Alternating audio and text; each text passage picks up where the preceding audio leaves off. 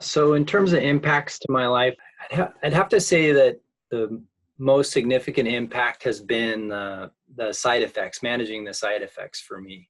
And early on, it was kind of difficult for me to differentiate side effects from the medicine of which I knew nothing about. And they increased the dose as I continued to have more focal seizures.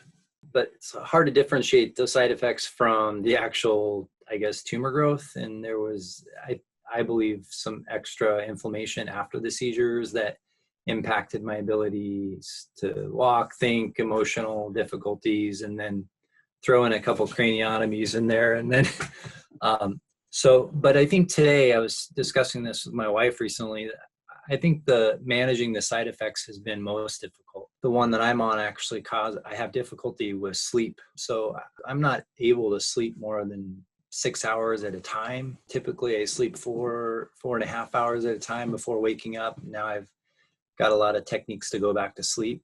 That's kind of ironic, right? Because, we want to sleep more, but I'm taking a medicine that actually makes my sleep more difficult. So I have to make sure I get lots of naps in the day. On one hand, I'm trying to keep rested to avoid all sorts of the health implications, negative health impacts.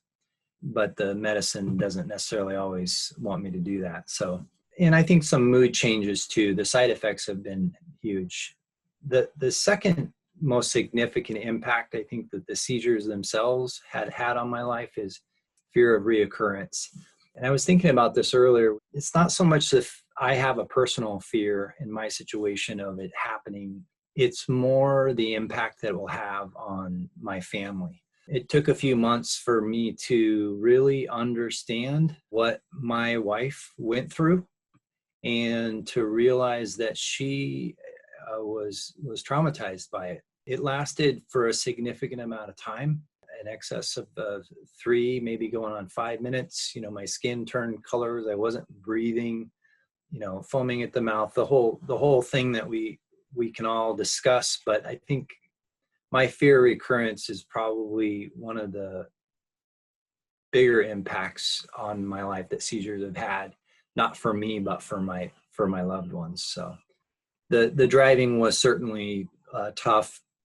I like to liken it to balance. I wanted independence, so I was seeking my license back within 6 months, and I did get it back.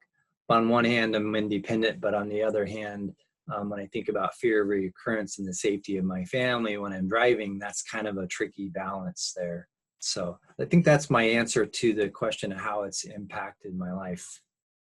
Yeah, I can totally relate to what Chad was just saying about all those things that were affected by having seizures. I think the emotional part of it, the side effects of the medication and the seizures themselves, I dealt with new anxiety and agitation and irritability, which was something that I hadn't really dealt with before.